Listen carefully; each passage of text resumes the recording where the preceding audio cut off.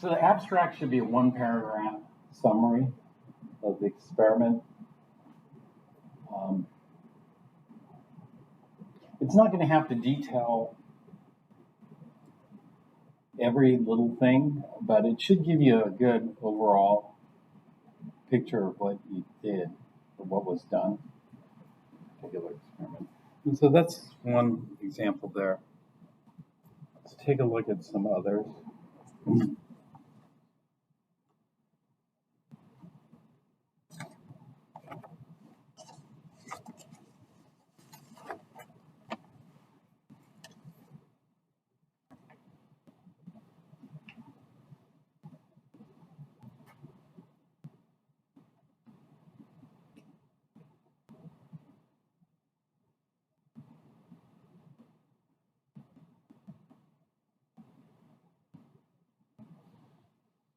You look at this is pretty much what they did, but it doesn't tell us what they found. You know, we need to know what the end result is, the final conclusion. And so this abstract doesn't have enough detail.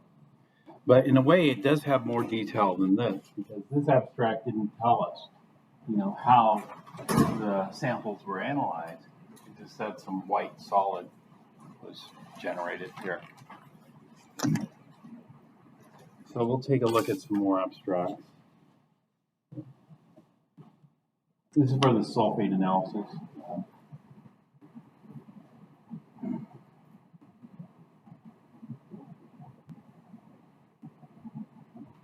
It's important that you do the unknown, you know, unknown number 158.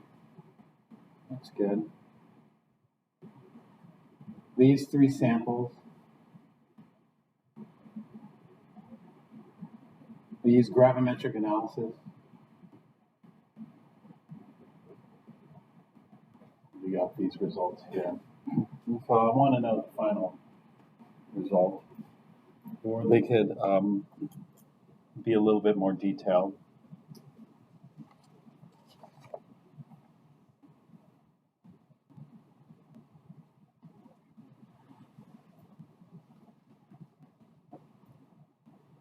Here they add a little bit more detail. They dissolve the sample in acidic solution.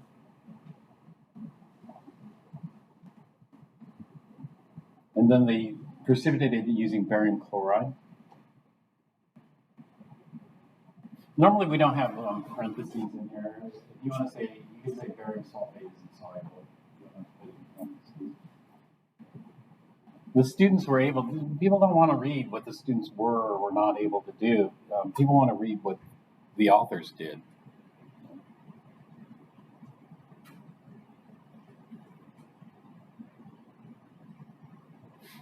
And so they got these percentages of sulfate here. They list the standard deviation and 95% confidence interval. Okay. They didn't tell us what the average was. Should have told us the average. Particular case.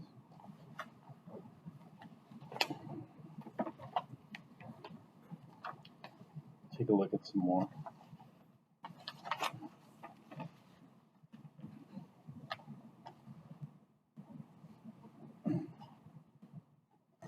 One thing is you want to have as much detail as possible in as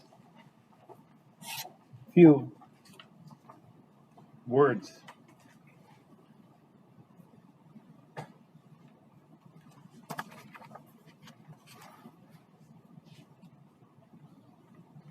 So here they said an unknown sulfate-containing substance was dissolved and treated with 0.25 molar barium chloride to form barium sulfide precipitate. Through gravimetric analysis, the formed solid was separated from the original solution, and through stoichiometric analysis of the final barium sulfate solid mass, the percent sulfate by mass was calculated. Here's what they ended up with. We don't want to refer the reader to an appendix, nor do we want to refer them to some reference. The abstract should be self-contained, should include everything.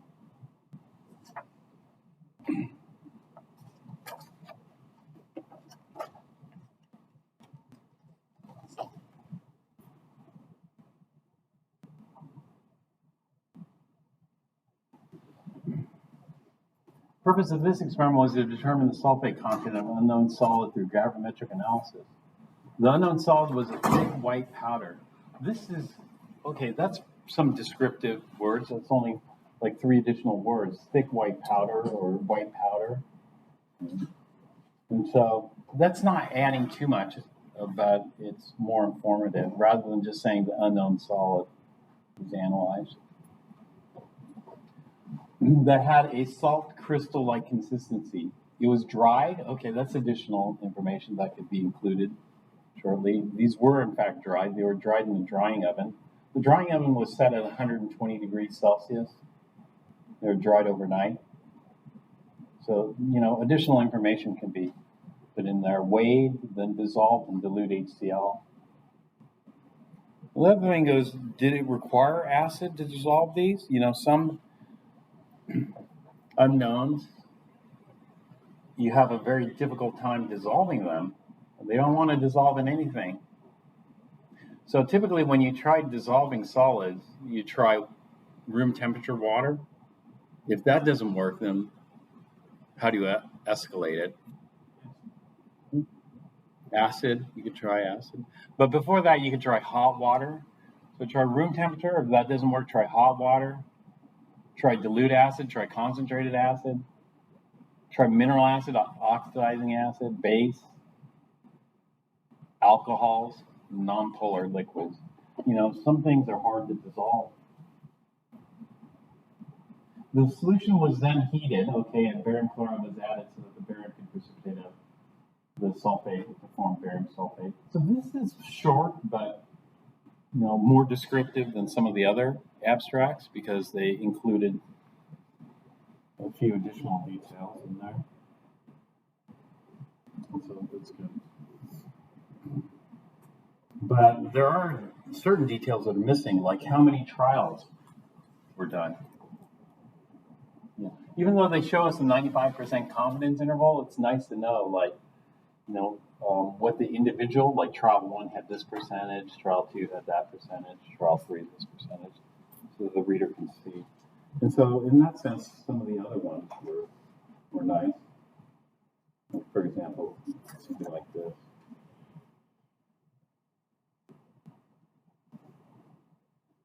Here.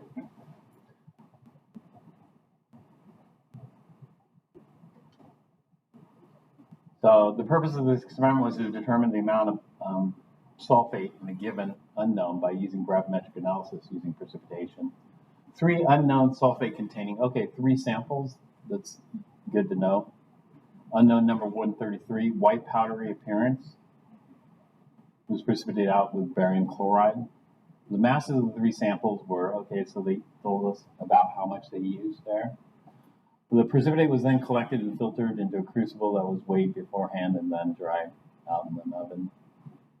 After the precipitate was collected, after being dried in the oven, so there's other little details. We don't have to include all the details because we're going to see that in the experimental section. But something like this is good.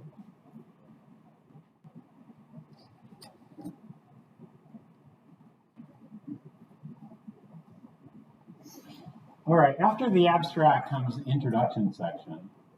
And so different people discuss different things. Like this author decided to talk about gravimetric analysis. Gravimetric analysis is a method to quantitatively determine the amount of a substance by selective precipitation, etc.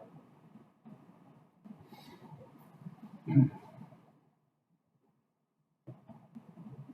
can take a moment to read this. Then they have a few words about this experiment, and then they talk a little bit about, why somebody might be interested in sulfates. One common use of sulfates is in fertilizer. But introduction, something like this, you should have a reference. Is that a common use of sulfate? We'd like to see a reference for that.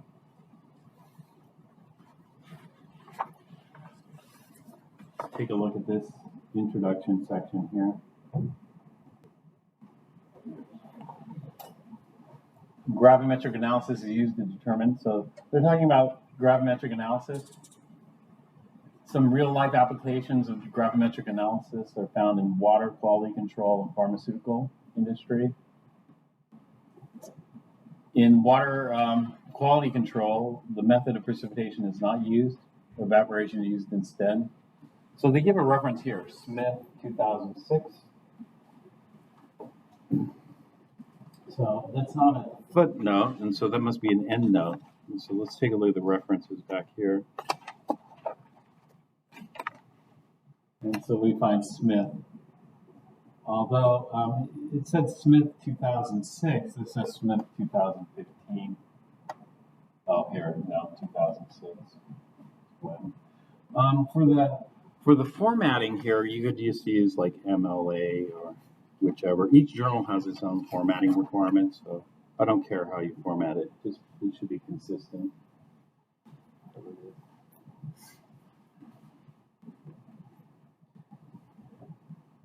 So something about gravimetric analysis, and then they talked about something about applications of gravimetric analysis, and then they talk about this lab, mass percent of sulfate. And then they have some general interesting things about sulfate. Sulfur has an oxidation state of +6, formal charges, shape of sulfate. So you can talk about sulfate. Sulfates are found in everyday items such as cleaners and personal care items in the form of sodium lauryl sulfates. And so here, this author has a preference for that as well. So. Okay, introduction can also talk about more about this experiment as well, and just the general things. And this one, they looked up some more information about gravimetric analysis, but first, sulfate here. Two examples of these applications are compounds magnesium sulfate and calcium sulfate, applications of polyatomic sulfate. Most commonly known as Epsom salts.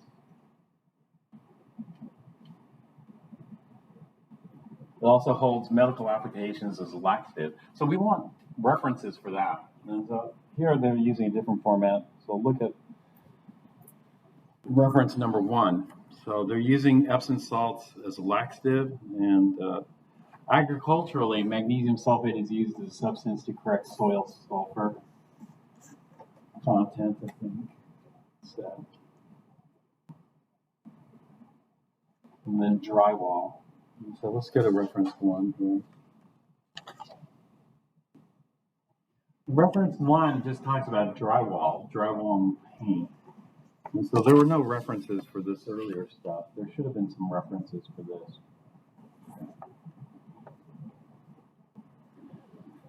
The method utilized for this particular experiment was gravimetric analysis, a trusted and established method for determining the mass of an analyte from the mass of a solid. A procedure developed by who many consider the modern father of chemistry, Antoine Laurent Lavoisier, a French chemist who lived. So looks like it was a method that was developed by Lavoisier. Let's check that. In addition to conservation of mass.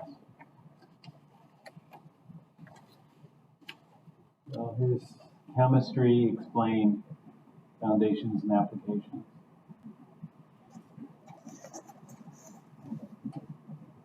So you could research this. So this author talks a little bit about the history of gravimetric analysis, and then starts talking a little bit about this experiment. For this sulfate analysis, the same ideas were implemented to take the sulfate contained in 3 weight amounts of unknown sulfate solid to form barium sulfate, which is measured and used to determine the percent mass of sulfate in the final product.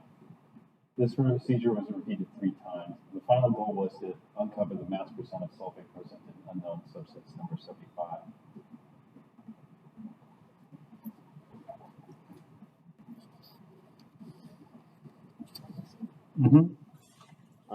talk about why it's important to be able to do this? Or, why so important today? Should that be in the intro or the discussion? Intro. Intro is where you put things into either historical context or the importance. You can hit it again in the discussion, but any kind of past work should be discussed in the introductions. Usually introductions are to bring everybody up to speed. It's kind of a review of what's been done in the past, and this is what you're doing now, kind of thing. It's pretty much whatever you're interested in. Like, for example, this person is interested in barium.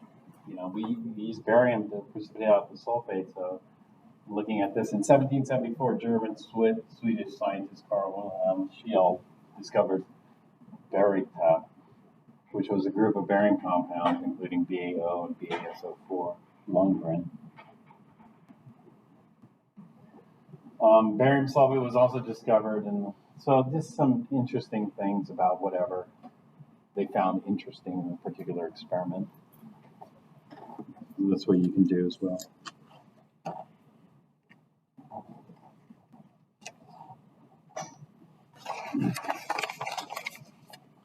All right, so that's the intro section. And then we go to the experimental section.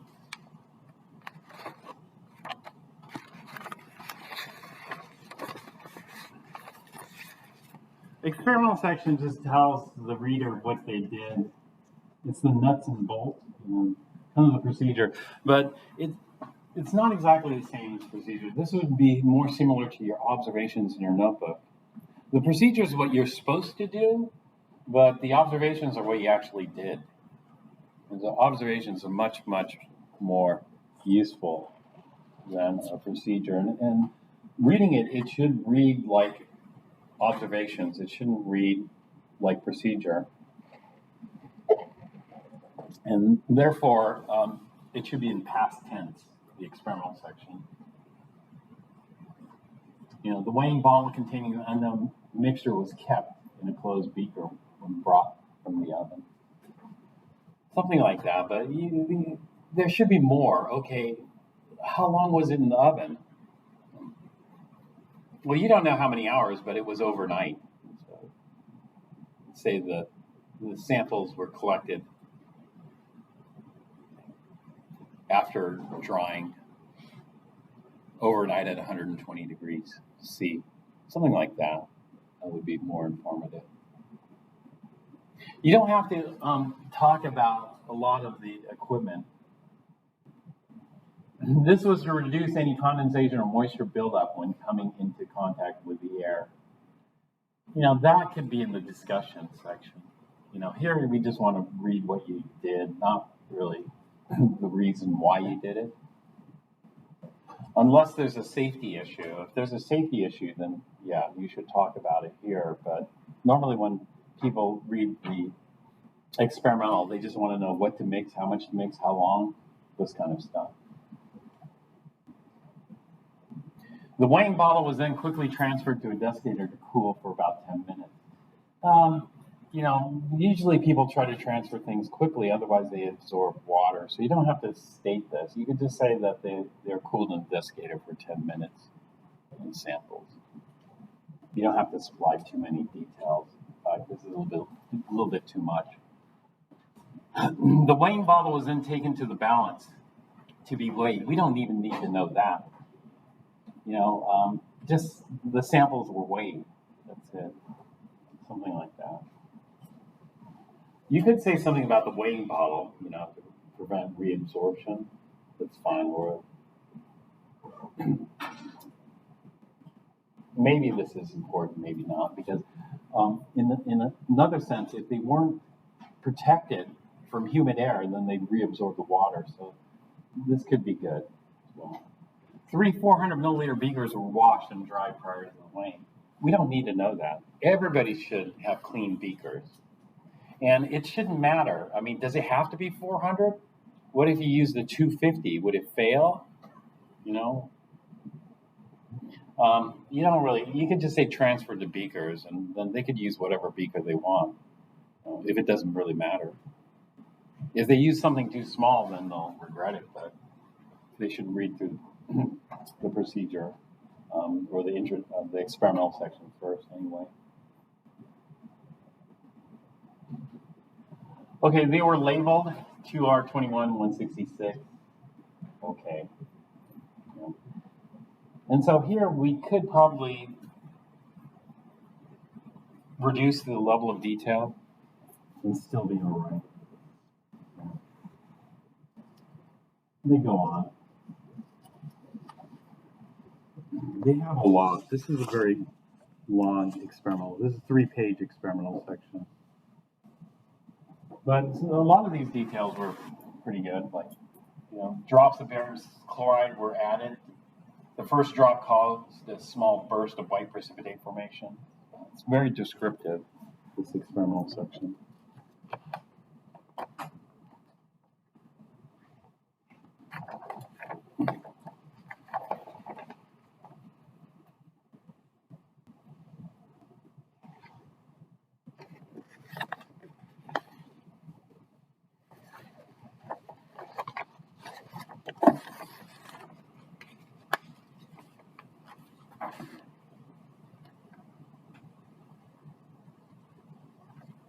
It could be single spaced or double spaced, whichever.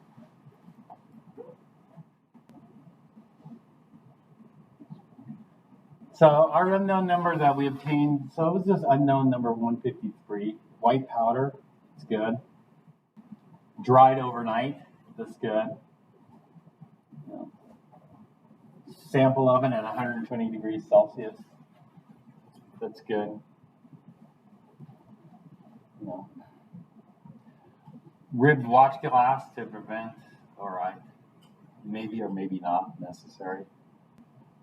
We then use tongs to transfer the hot sample in the weighing bottle to a desiccator. We don't need to know that, However, you could burn your fingers transferring it, that's okay. We don't need to know that you burn your fingers, that kind of thing, or use tongs or whatever. We just need to know it was cooled in a desiccator. So you can eliminate a lot of this stuff. Here they're talking about having the lid sealed in a jar, like the procedure requested. Here they talk about the desiccator. The desiccator contains calcium sulfate on the bottom that prevented the sample from reabsorbing water. We don't need to know that.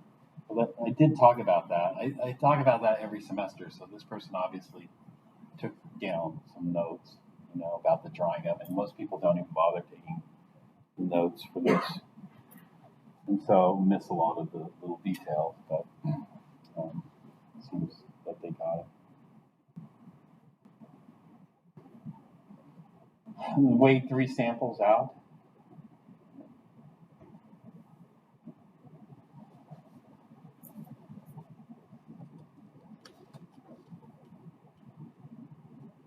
This is good to know. To each sample, we added 50 milliliters of deionized water, not distilled, and then added 2 milliliters. I want to know what happened. When they added the 50 milliliters of DI water, was it enough to dissolve the samples? Did they have to add the HCl to get it to dissolve? What if they didn't add the HCl? Would the samples have dissolved? Those types of things are useful to know. How hard was it to dissolve these?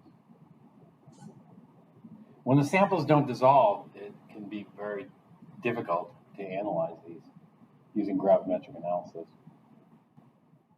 Each sample in the 3 beakers dissolved completely. So we then diluted them each with 200 milliliters. So it looks like they added an additional 200 milliliters. They then heated it. And so this is good detail here.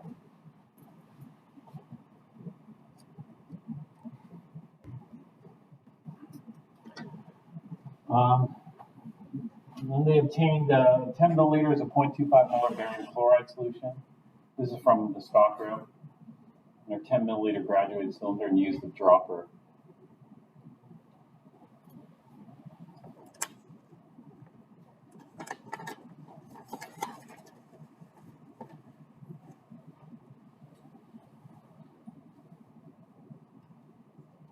While stirring gently. So they pretty much follow the procedure, which calls for heating and stirring and covering. They talk about the precipitates being fully coagulated by digestion. So heating it up. Then they check for completeness of precipitation here. And then they set up the vacuum filtration apparatus, prepared a wash solution here, and vacuum filtered the precipitate. And then they did the wash.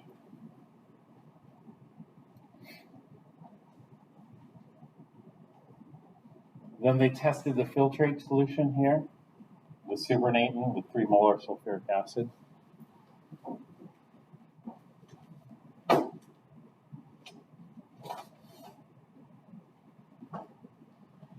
And then they dried them in the oven at 120 degrees Celsius until the next lab period. Then they cooled them in a desiccator and weighed them. And that's it. So that's the experimental section. The next section is very short usually. It's this discussion section. Or actually, no, discussion is very long. Do you know what the next section is? Results. It depends on how long the paper is and how much data there is. In this paper, we're going to combine it, so it should be termed results and discussion. And so the results section was missing. The results are just there. Oh, one other thing I forgot to mention about the experimental. The experimental section should not contain any lists. Like, a lot of people do the materials and methods, and they list all the materials used. It turns out if we list all the materials used, it tends to waste a lot of space. And so there's no separate list. Let's show it to you here. Okay.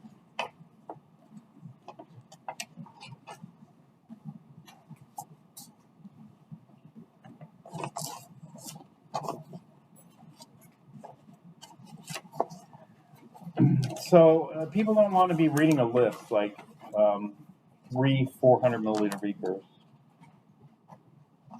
etc. Actually, I have it, but now I've lost it. So.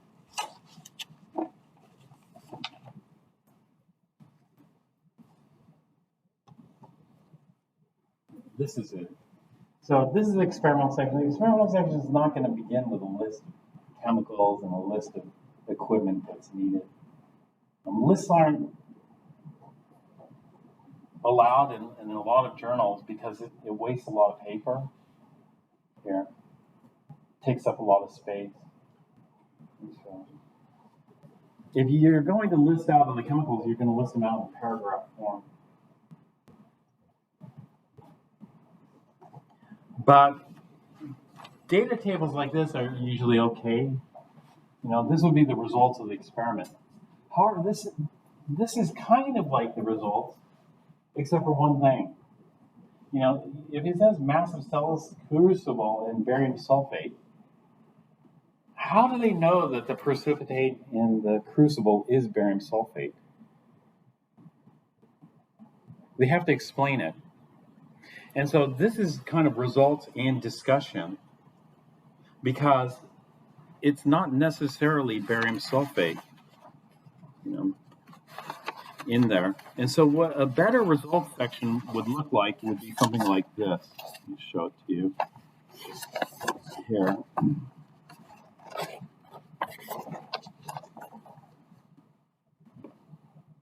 This would be better for results because it's just the facts of the experiment. The facts of the experiment, we have these masses, we have crucible numbers, and here it says massive crucible plus precipitate. Here it's not saying that the precipitate's barium sulfate, but you definitely got a precipitate. And so here, that can't be disputed, can it? No. That's a precipitate. And so there, and then we can do a subtraction. A subtraction, that's not analysis. These are the results of the experiment. So this would be the result data table here. Okay, now in the discussion section, we talk about the experiment. And so in the discussion section, we should detail why we think that precipitates barium sulfate. But it shouldn't be in the results section as that. And the reason is because the results never change, but sometimes our analysis of the results do change. Let's say, these people accidentally forgot a critical step and this precipitate wasn't barium sulfate, it was something else. Then the analysis changed, but the masses, those shouldn't have changed. And,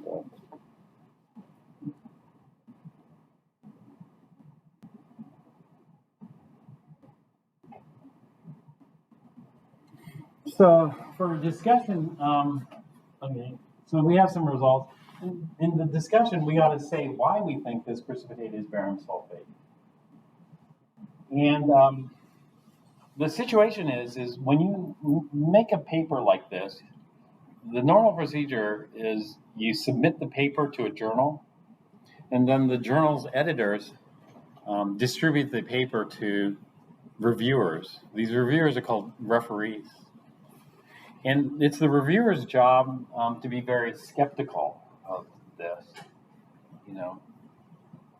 It's the reviewer's job not to trust you. A lot of people will say, trust me, this is barium sulfate. Take my word for it. But the reviewer's job is not going to take your word for it. You're going to have to prove it to them. And so they're going to read the paper and then, make sure that you can indeed prove or that you have strong arguments for this precipitate being barium sulfate. Why is that barium sulfate? How do you know you're unknown? Why isn't it like barium carbonate? Why couldn't the precipitate be barium carbonate? Or barium phosphate?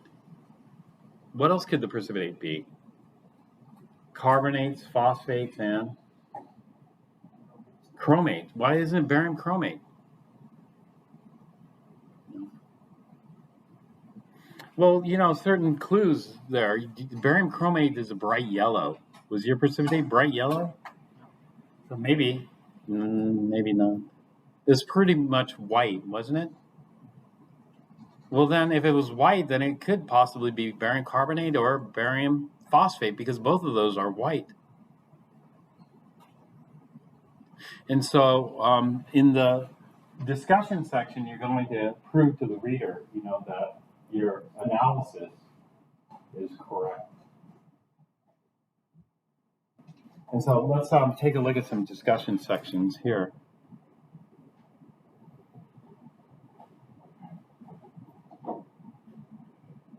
The conclusion, this should have been in the abstract.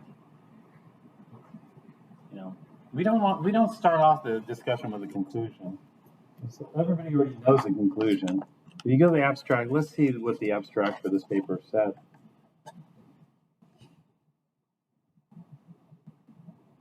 Here. The abstract tells us how much sulfate is in there, so we don't have to repeat that here. I mean, we could at the end say. So in this discussion, they're trying to convince the reader that this analysis, gravimetric analysis scheme is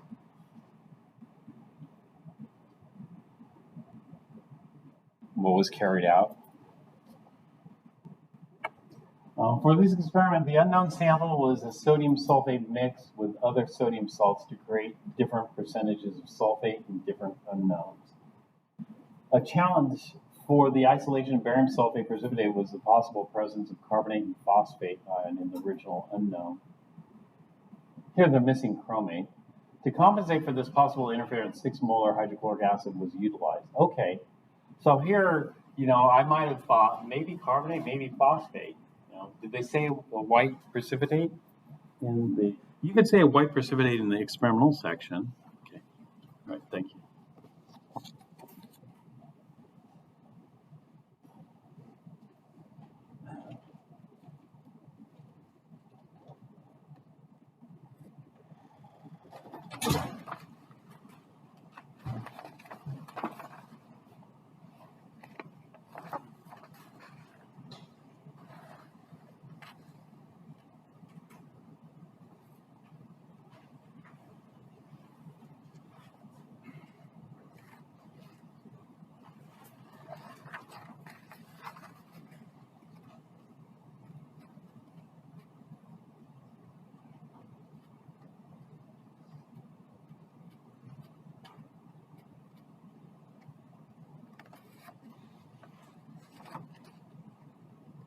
I don't see it. They do talk about the precipitate. They should tell us what the precipitate looked like because that gives us clues. Yeah.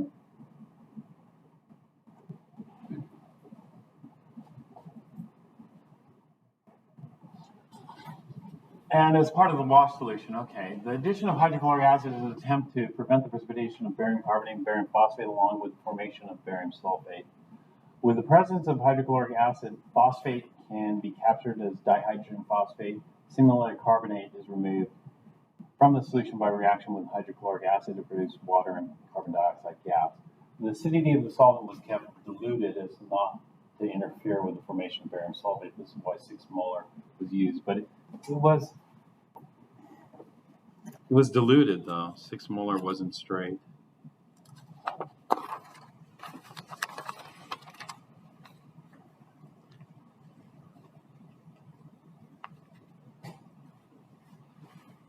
So they talk about day one. This is reading more kind of like, the procedure. We wanted more of the chemistry, what's happening there. And so let's take a look at some other discussion sections and see how people approach this.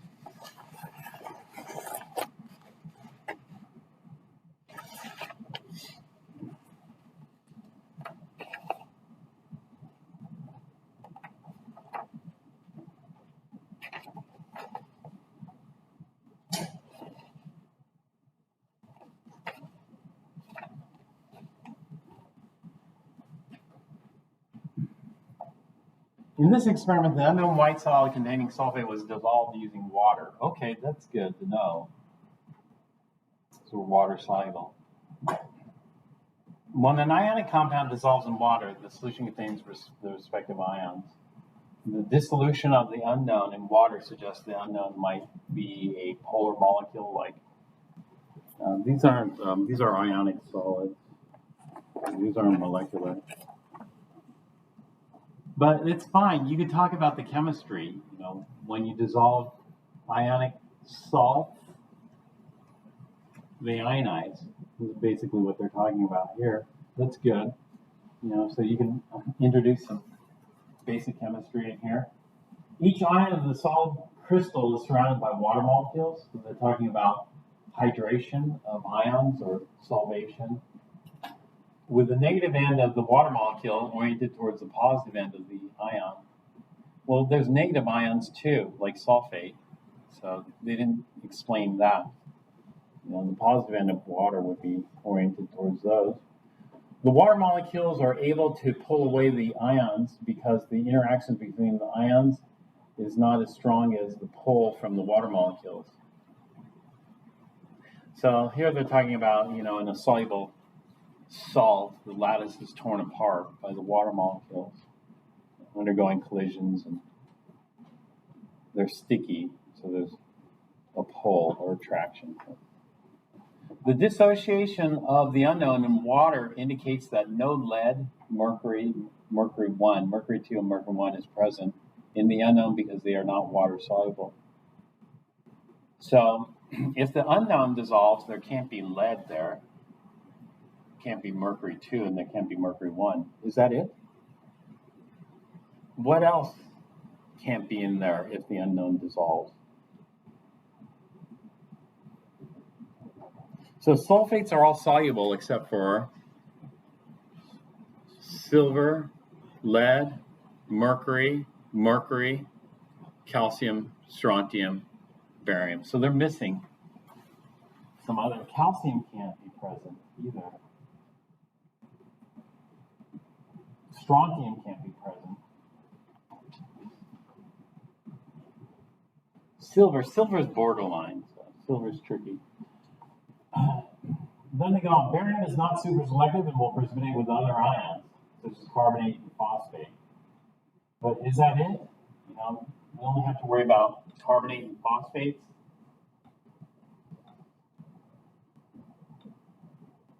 To precipitate all of the sulfate as insoluble barium sulfate while avoiding the co-precipitation of any other ions that may be present in the solution, such as carbonate and phosphate ions, hydrochloric acid was added. Hydrochloric acid was chosen to prevent precipitation of barium carbonate and barium phosphate because it is acidic enough to cause carbonate to exist as carbonic acid. Actually, carbonic acid is not stable. Carbonic acid does what? Breaks into CO2. Yeah, so this is incorrect. This should be H2O and CO2. In addition, this equation isn't balanced. You should balance it. And for phosphate to exist as H2PO4 minus, it's not H2, it's H3PO4. And stronger acid, the weaker acid is just a metathesis reaction, double replacement. But that's good, they're talking about it. So, you know, that way we know that the precipitate is unlikely to contain any carbonate or phosphate as long as they did this correctly. Because of the driving force present, going from a strong acid to the formation of the weak acids, carbonic acid and phosphoric acid, thereby making them unavailable for precipitation. The acid added was controlled to prevent the sulfate and barium sulfate from forming hydrogen sulfate. Well, there it's going strong acid to strong acid. So, you know, some people talk about the leveling effect here, which you could do as well. Sulfate compounds are soluble except for barium, strontium, calcium, lead, mercury, and silver. Okay, so here they have the full list. Mercury, strontium, and lead are toxic, so those agents were not used. So now they shifted. They're talking about why did they use barium? Why do they use barium for precipitation? Why not use lead? Well, so that's what they're talking about here, which is good. You know, in the discussion section, you should talk about why barium. Not only why barium, but why barium chloride? Why not barium nitrate or barium acetate? You know, is there a reason we use barium chloride instead of some other barium salt? You know, maybe there's no reason. And so if there's no reason, then you can just pick whatever off-the-shelf barium reagent you have and then use that. Or maybe there is a reason. Actually, there is a reason. But silver has borderline solubility that could complicate the completion of the lab if no precipitate is formed. Yes, silver is slightly soluble, not totally insoluble. And so silver you wouldn't want to use. Calcium cannot be in the unknown because the unknown solid dissolved in water. Yeah, it can't be in the unknown, but you could use it as a precipitating agent. So why not use calcium chloride instead of barium chloride? Probably calcium chloride is even cheaper. You know, these types of things can be discussed in the discussion section because these types of things people will automatically question. You know, why are you using that instead of this? And so you want to cover these types of things here if possible.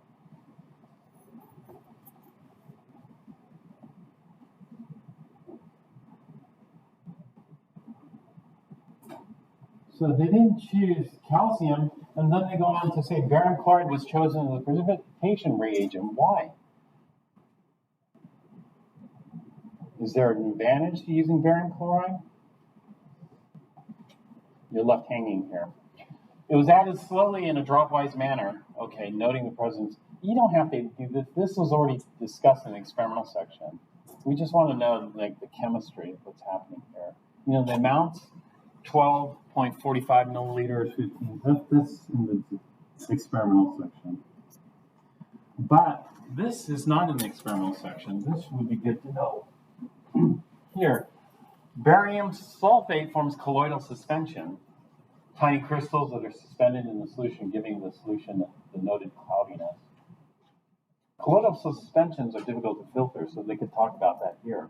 No. The size of the particles would lead them to pass through the cell's crucibles. By adding barium slowly, when the precipitate first forms, it is in excess of sulfate ion, and the like charges repel. So anyway, they could discuss more. They can discuss things like, and some people did this, nucleation and growth, digestion, coagulation. So here they talk about digestion and why colloidal suspensions stay colloidal. This like charge to repel.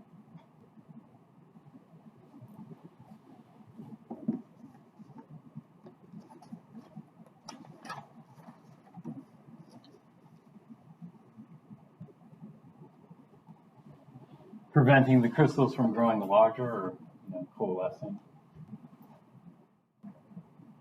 Heating. So here they're talking about digestion. That's good.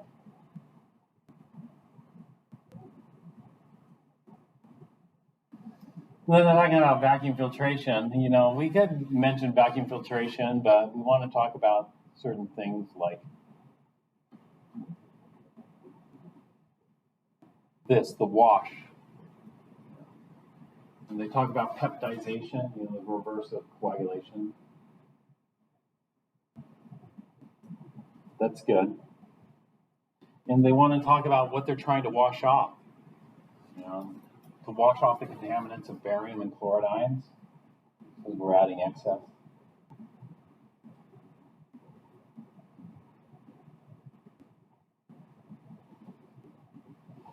This is not entirely correct. You know, new contaminants of water and hydrochloric acid, not chloride ion. Because chloride ion doesn't dry off. You know, hydrochloric acid will evaporate off. So this is not correct. But you want to talk about this. These are the things referee will catch in the washing. So that ultimately we want to know the white solid. The white solid obtained is presumed to be barium sulfate, although its identity cannot be confirmed, nor its purity without further chemical analysis. All right, but you know, we don't want to leave it like this. Okay, the white solid, we don't know what it is. We need further chemical. No, what you're trying to do is you're trying to convince the reader that this white solid that you captured here is barium sulfate. How do you do that? You explain the chemistry, the chemical reactions. You explain elimination of all the potentially interfering chemical reactions that might lead to a precipitate that wouldn't be barium sulfate. You talk about cleaning, you know, that is purifying it so that you know it's not a mix of different precipitates. And based on those arguments, then you'd say, yes, you know, on the chemistry, you can make a case that that white solid is barium sulfate. Further chemical analysis is always nice. I talked about certain things, you know, things you could check the identity and the purity of substances. Do you recall what techniques you might be able to use to confirm the identity? Like physical properties. Like Yeah. density we could do. Melting point. Melting point's a common one. But is melting point of barium sulfate easy, do you think? No. The temperature's got to be high. These salts are really hard to melt. And there are other techniques that I might have mentioned in the past, like X-ray diffraction. These are all techniques that characterize. You can characterize the product by measuring the properties. You can characterize a product by looking at the structure using X-ray diffraction. X-ray diffraction gives like a fingerprint where you can match it, and it's quantitative. You can look for impurities that way. And so there are other techniques, and it would be good to use other techniques, but we don't have them. This is like, Dalton, I'm sure, would have loved to have a scanning tunneling microscope, to convince other scientists that atoms indeed make up matter. But did he? No, he didn't. So how did he convince other scientists that matter consisted of atoms?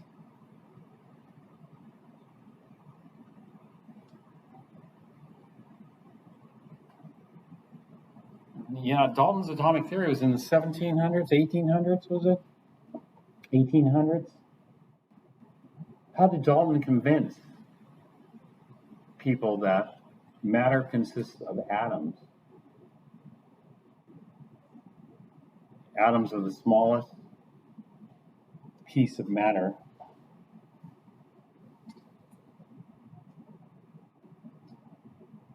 that can be obtained, and if you tried to break atoms into smaller pieces, then you get subatomic particles. He didn't say that, but essentially that's what it is. But he had to convince others based on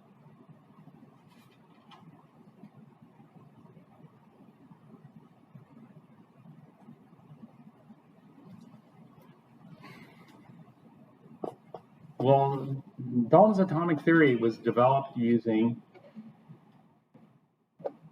observations. Do you recall what observations Dalton used? Lavoisier?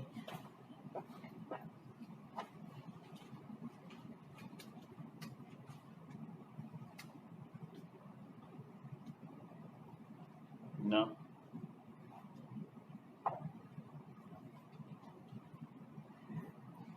Well, let me tell you. Law of conservation of mass. That's where it started. And so that's how he had to argue it. Well, basically, you got to do the same thing. Of course, it would be nice, but, based on these observations, this is why we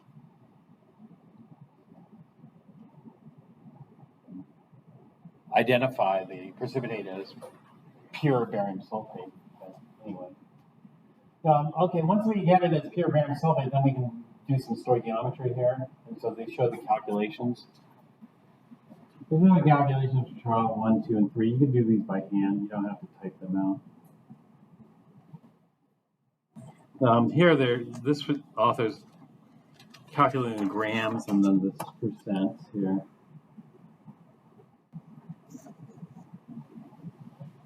So here we have the percent sulfates. Then they calculate the average.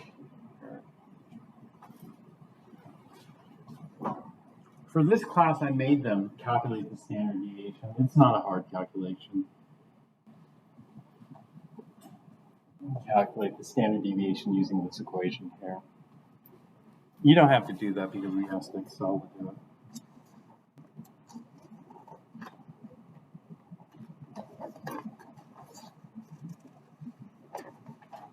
Okay, that was the standard deviation, but there was one other thing that they were supposed to calculate. What was that? The 95% confidence interval. So they're missing that calculation.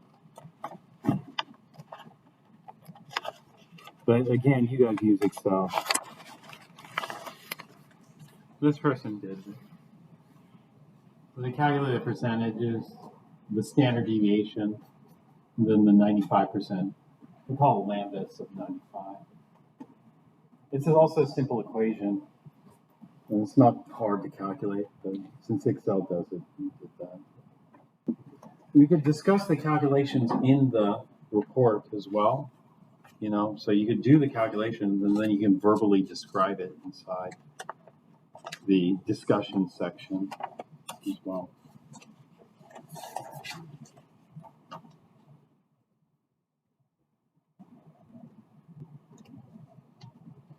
This discussion section has some of the elements, but missing one. All right, then some people like to write conclusions. For a short paper like this, we don't normally write conclusions, or we tack on conclusions at the end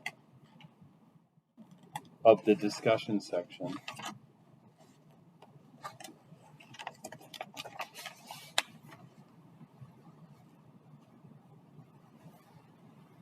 A conclusion shouldn't be like the abstract. The abstract, we already know what the percentage is, so you don't need to reiterate.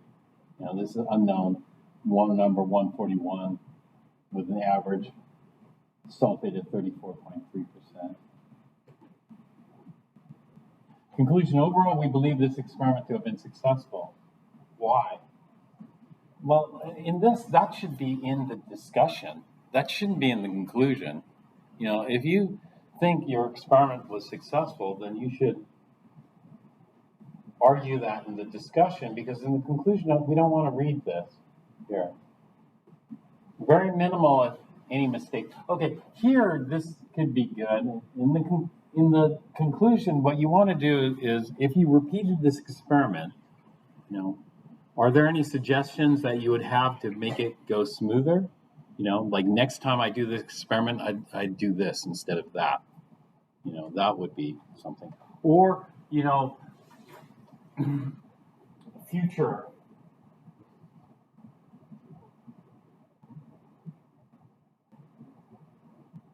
So maybe this is good. If the experiment could be redone, the only exception would be we change the initial unknown sample as close to 0.3 grams as possible.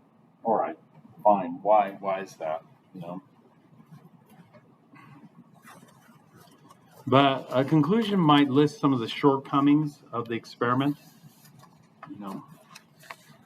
and then ways that you might get around shortcomings. And so here, this is not a separate conclusion. This is just tacked on at the end. Error in this lab included partner leaving unknown exposed to the environment, resulting in the unknown gaining moisture from the air. Okay. A major shortcoming of the experiment is the inability to prove the product is barium sulfate or its purity. Characterization of the solid could include taking melting point density or using NMR to determine composition. NMR may be tough for this.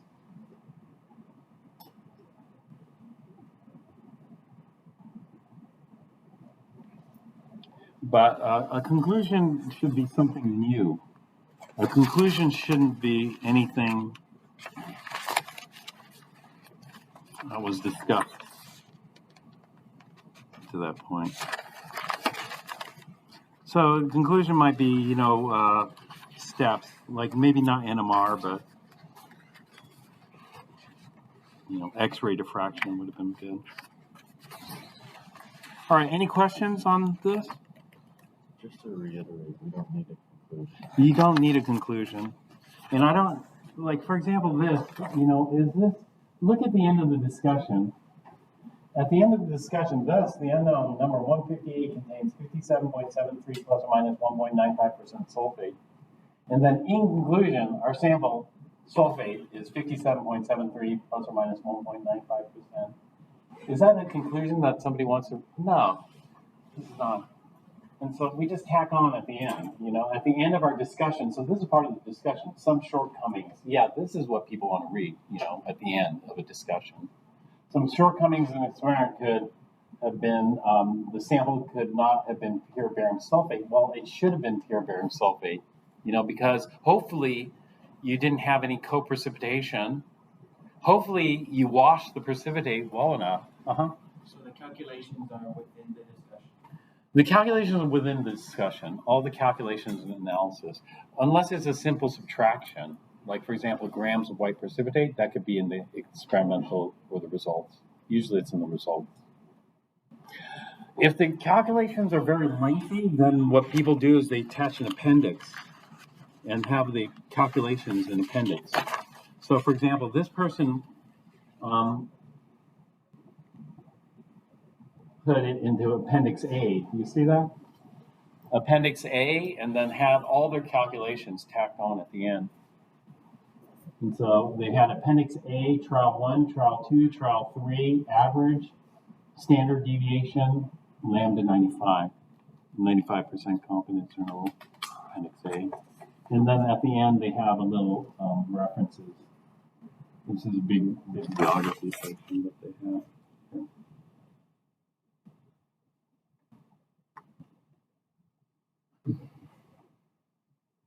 Another shortcoming that could have happened but didn't is that the vacuum could have not have been working efficiently.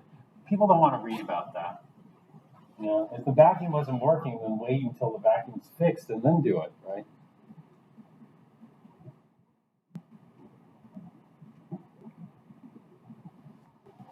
And this one, I believe that the experiment takes time for it to be done correctly. People don't want to read about that.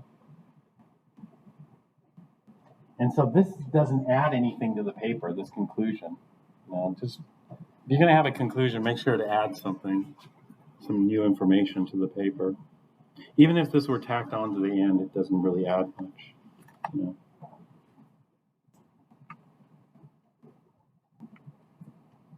All right, so this should hopefully give you some ideas, right? Or so you want to start coming up with a draft of your paper. So you'll have time to write, but I'd start working on it. Okay, if there are no other questions, I have a question for the labs. Okay. You mentioned that last week you might show us how to do calculations in the labs. Are you on calculation or just the observations that we saw? Which lab was it? 3? The spectra, the hydrogen? Yeah. I could show you. Do you want to see?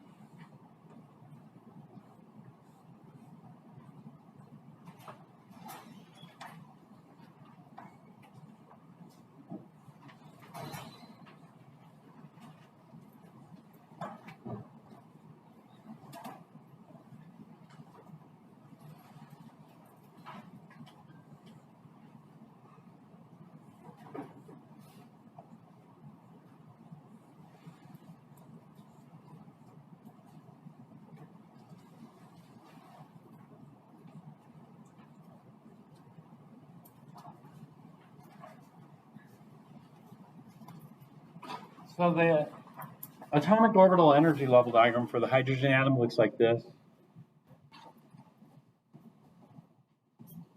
And we label these transitions. So for example, this transition from the second, and all these orbitals have the same energy. And so we're just looking at transition. Actually, the transition is going to be like this in quantum mechanics. So let me write it over here. This would be the n equals 2 to the n equals 1 transition. There. And so we can calculate how much energy is involved in that. And so delta E for the n equals 2 to n equals 1 transition is going to equal the energy of the photon, which is going to equal minus r sub h 1 over n final squared minus 1 over n initial squared. So this is minus 2.179 times 10 to the minus 18 joules. That's R. And then 1 over n final. N final is 1. So that's 1 over 1 squared minus 1 over n initial squared, which would be 2 squared. So 1 minus 1/4. 1 minus 1/4 is going to be 0.75 or 3/4.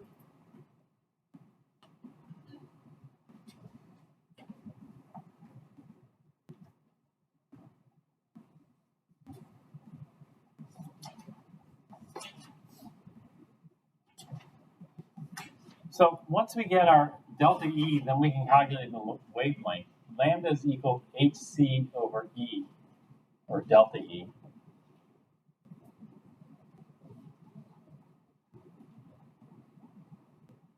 E to the photon. And so we can plug that in. And so in order to calculate the energy of any of these transitions, we just need to know where we're starting and where we're ending. So in that experiment, the red line is a 3 to 2 transition. This gives us a red line. The green line is a 4 to 2 transition. The blue line is a 5 to 2 transition. This goes on. And the violet line is a 6 to 2 transition. So we just plug it into this equation, and then we can calculate all the energies, and then we can calculate all the wavelengths. And so it's just using the same equation. You could do all the visible ones, the 4. The n equals 3 to 2, the n equals 4 to 2, and then 5 to 2, 6 to 2. That gives us the 4 colored lines in the spectrum. So give that a shot, see how it goes.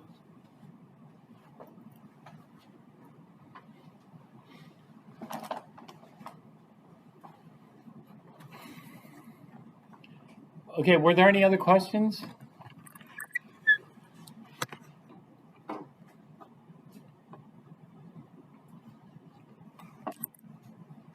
All right, if there are no questions, then you're going to continue with experiments 8 and 9. Just do these numbers here for experiments 8 and 9.